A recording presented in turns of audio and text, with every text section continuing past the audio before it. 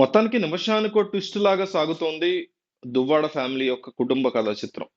నిమిషానికో twist లేకపోతే గంటకో twist లేదా పూటకో ట్విస్ట్ లాగా ఉంది. ఫస్ట్ లో ఎలక్షన్ కి ముందు మనం ఒకసారి సిచ్యువేషన్స్ చూస్తే ఉమ్, ఆరోపణలు ఆయన మీద వైసీపీ ఎమ్మెల్సీ ఇట్లా చేశారు అట్లా చేశారని రెబెల్ గా కూడా పోటీ చేయడానికి వాణి సిద్ధపడ్డారు, అంటే దువ్వాడు వాణి సిద్ధపడ్డారనే వార్తలు వచ్చి అధిష్టానం ఆపి లేదమ్మా మీ భర్తే చేయాలి, మీకు కుటుంబ కలహాలు ఏమైనా ఉండొచ్చు బట్ పార్టీకి నష్టం చేయకూడదు అనేసరికి ఆవిడ ఆగినట్టుగా తెలుస్తుంది. ఆ తర్వాత ఆ, ఆయన ఎమ్మెల్సీగా ఉంటూనే పోటీ చేశారు. ఒకవేళ ఎమ్మెల్యే గెలిచుంటే ఎమ్మెల్సీ రాజీనామా చేసేవారేమో ఆబ్వియస్లీ.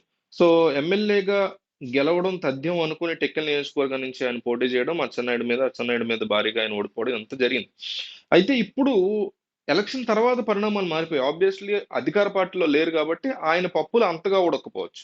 ఇప్పటికీ ఉడుకుతున్నాయి, ఎందుకంటే ఒక పొలిటీషియన్, ఒక ఎమ్మెల్సీ ఒక రాడ్ పట్టుకుని పెళ్ళాం మీద కొట్టడానికి పోలీసులు 5-6 పోలీసులు ఉన్నారు అక్కడ.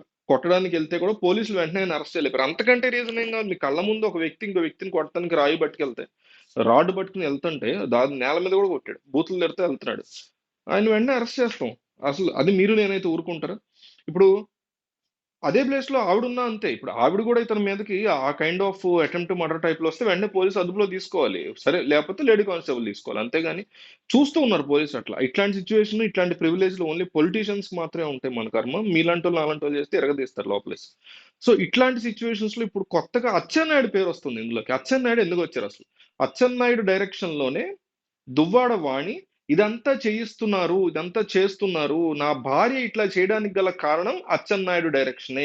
అచ్చెన్నాయుడు ఈ రకమైనటువంటి సిచ్యువేషన్ మా కుటుంబాన్ని క్రియేట్ చేశాడు. ఈ మొత్తం కథ, స్క్రీన్ ప్లే, దర్శకత్వం ఇదంతా కూడా అచ్చెన్నాయుడే. టెక్కిల్ నియోజకవర్గ ఎమ్మెల్యే, తెలుగుదేశం పార్టీకి మొన్నటి వరకు రాష్ట్ర అధ్యక్షుడిగా ఉన్నారు. చాలా స్ట్రాంగ్ పర్సన్, తెలుగుదేశం పార్టీలో ఒక రకంగా నెంబర్ 2 కిందకు వస్తారు టెక్నికల్ గా చూసుకుంటే. అలాంటి వ్యక్తి ఇదంతా చేస్తున్నారు వెనక నా భార్యని గాని నా పిల్లల్ని గాని ఈ రకంగా నా మీద ఉసిగొల్పడానికి గల ప్రధాన కారణం అచ్చెన్నాయుడే అంటూ ఆయన తెర మీద తీసుకొచ్చారు కొత్త అంశాన్ని. అయితే నేను పెద్దగా ఆశ్చర్యపోవట్లా, కాదని కూడా ఏం అనుకోవట్లా, ఆయనే అయి ఉండొచ్చు డెఫినెట్లీ. ఎందుకంటే ఒక నియోజకవర్గంలో ఇదే ప్లేస్ లో అచ్చెన్నాయుడు ఉండి, అచ్చెన్నాయుడు ఫ్యామిలీలో ఇష్యూస్ క్రియేట్ అయి ఉండి, ఆయన ఏదన్నా ఇట్లాంటి తప్పు ఏదన్నా చేస్తుంటే ఖచ్చితంగా దువ్వాడ శ్రీనివాస్ కూడా అవతల నుంచి తనకు కావాల్సి వచ్చినట్టుగా కావాల్సిన వాళ్ళు ఉసుగొల్పేట అవకాశం ఉంది. రాజకీయాల్లో వీళ్ళకి కావాల్సిందల్లా ఎన్ని కుటుంబాలు నాశనమైనా పర్లా, ముందు వాళ్ళు గెలవాలి, వాళ్ళ పార్టీ గెలవాలి, వాళ్ళ ప్రభుత్వం ఫామ్ అవ్వాలి. కాబట్టి అచ్చెన్నాయుడైనా, దువ్వాడైనా, జగన్ అయినా, చంద్రబాబు అయినా వీళ్ళ మెంటాలిటీస్ అట్లాగే ఉంటాయి. సో దాని గురించి పెద్ద మనం కంగారు పడక, నిజం కూడా అయి ఉండొచ్చు.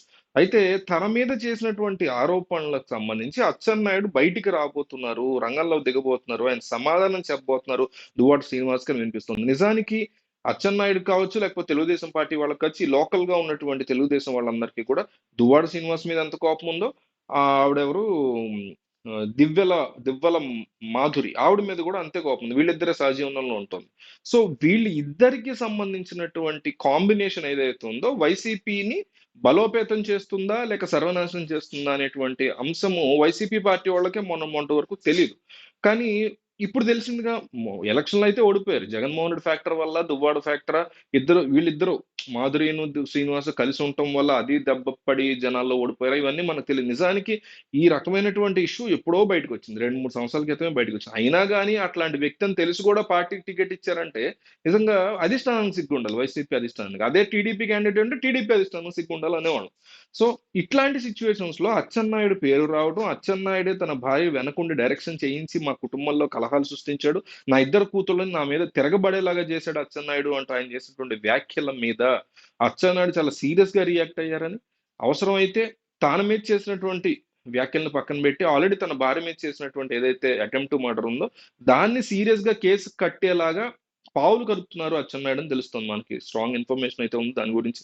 త్వరలో అచ్చెన్నాయుడు దీని మీద సమాధానం కూడా చెప్పేటువంటి ఆలోచనలో ఉన్నట్టుగా తెలుస్తుంది. మొత్తమే దీంట్లోకి అచ్చెన్నాయుడిని చాలా సక్సెస్ఫుల్ గా లాగారు. అది నిజమై ఉంటుంది లేదా అబద్ధమైన ఉంటుంది. నేనైతే నిజమై ఉంటుంది అనుకుంటున్నాను. ఎందుకంటే ఒక నియోజకవర్గంలో ఒక ఎక్స్ ఎమ్మెల్యేనో ఎక్స్ ఎమ్మెల్సీనో వాళ్ళకి ఏదన్నా ఇష్యూస్ పర్సనల్ లెవెల్లో వ్యక్తిగత వ్యవహారాల్లో వస్తే అవతల ఉండేటువంటి ఎమ్మెల్యే క్యాండిడేట్, అవతల దువ్వాడ శ్రీనివాస్ ఉండొచ్చు, అచ్చెన్నాయుడు ఉండొచ్చు, ఇంకెవరైనా ఉండొచ్చు, వాళ్ళకి ఖచ్చితంగా ఇది ఒక వాళ్ళ పరువు తీసి ఇదిగో అప్పట్లో ఇలా చేశాడని రేపు ఎలక్షన్ లో చెప్పుకోవడానికి ఉపయోగపడద్దు. కాబట్టి ఖచ్చితంగా చేసే ఉండొచ్చు. లేదు చేయలేదు, నేనేమి చేయలేదంటే ఆయన ప్రెస్ మీట్ పెట్టి చెప్పినప్పుడు ఆయన ఏమంటారు దాని మీద మనం ఇంకో వీడియో చేద్దాం.